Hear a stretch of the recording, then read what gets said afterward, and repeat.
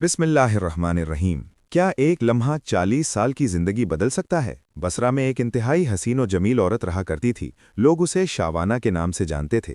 ज़ाहिरी हुस्न और जमाल के साथ साथ उसकी आवाज़ भी बहुत खूबसूरत थी। अपनी खूबसूरत आवाज़ की वजह से वो गायकी और नोहागरी में मशहूर थी। बसरा शहर में खुशी और गमी की कोई मजलिस उसके बगैर अधूरी तस्वुर की जाती थी। यही वजह थी कि उसके पास बहुत सा मालो दौलत जमा हो गया था। बसरा शहर में फिस्क व फुजूर के हवाले से उसकी मिसाल दी जाती थी। उसका रहन सहन अमीराना करा, वो बेशकीमत लिबास ज़ेब-ए-तन करती और गिरां बहा जेवरात से बनी संवरी रहती थी। एक दिन वो अपनी रूमी और तुर्की कनीज़ों के साथ कहीं जा रही थी। रास्ते में उसका गुज़र हज़रत सालेह अल-मुर्री अलैहिर्रहमत के घर के करीब से हुआ। आप रज़ियल्लाहु ताला अन्हु अल्लाह के बरगुज़ीदा बंदों में से थे। आप बाअमल आलिम दीन और आबिदो ज़ाहिद थे। आप अपने घर में लोगों को वाज़ इरशाद फरमाया करते थे। आपके वाज़ की तासीर से लोगों पर रिक्कत तारी हो जाती और वो बड़ी ज़ोर-ज़ोर से आहो बुका शुरू कर देते और अल्लाह अज़्ज़ व जल के खौफ से उनकी आंखों से आंसुओं की झड़ियां लग जातीं। जब शावाना नामी वो औरत वहां से गुजरने लगी तो उसने घर से आहो फ़गां की आवाज़ें सुनी। आवाज़ें सुनकर उसे बहुत गुस्सा आया।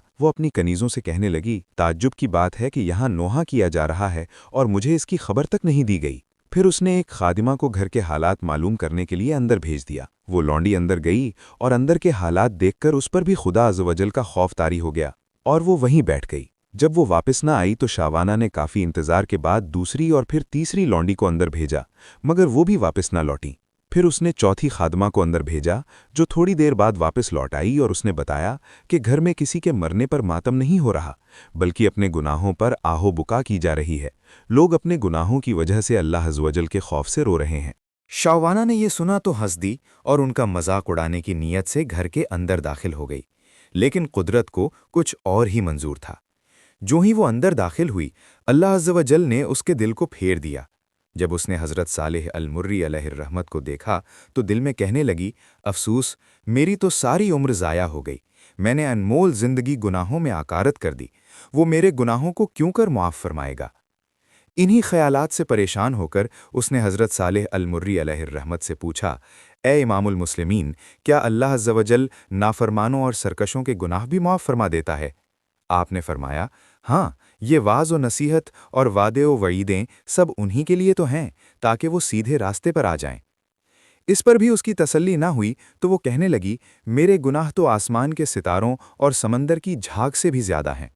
आपने फरमाया, कोई बात नहीं, अगर तेरे गुनाह शावाना से भी ज़्यादा हों तो भी अल्लाह अज़्ज़ व जल माफ़ फरमा देगा। ये सुनकर वो चीख पड़ी और रोना शुरू कर दिया और इतना रोई कि उस पर बेहोशी तारी हो गई। थोड़ी देर बाद जब उसे होश आया तो कहने लगी, हज़रत, मैं ही वो शावाना हूँ जिसके गुनाहों की मिसालें दी जाती हैं। फिर उसने अपना कीमती लिबास और गिरा कद्र ज़ेवरात उतार कर पुराना सा लिबास पहन लिया और गुनाहों से कमाया हुआ सारा माल गुरबा में तकसीम कर दिया और अपने तमाम ग़ुलाम और खादिमाएँ भी आज़ाद कर दीं। फिर अपने घर में मक़ूद होकर बैठ गई। इसके बाद वो शब व रोज़ अल्लाह अज़्ज़ व जल की इबादत में मसरूफ़ रहती और अपने गुनाहों पर रोती रहती और उनकी माफ़ी मांगती रहती। रो रो कर रब अज़्ज़ व जल की बारगाह में इल्तिजाएँ करती, ए तौबा करने वालों को महबूब रखने वाले और गुनाहगारों को माफ़ फरमाने वाले, मुझ पर रहम फरमा। मैं कमज़ोर हूँ, तेरे अज़ाब की सख्तियों को बर्दाश्त नहीं कर सकती। तू मुझे अपने अज़ाब से बचा ले और मुझे अपनी ज़ियारत से मुशर्रफ फरमा। उसने इसी हालत में 40 साल ज़िंदगी बसर की और इंतकाल कर गई। जो अल्लाह वालों की महफ़िल में बैठ गया, वो वहीं का हो गया।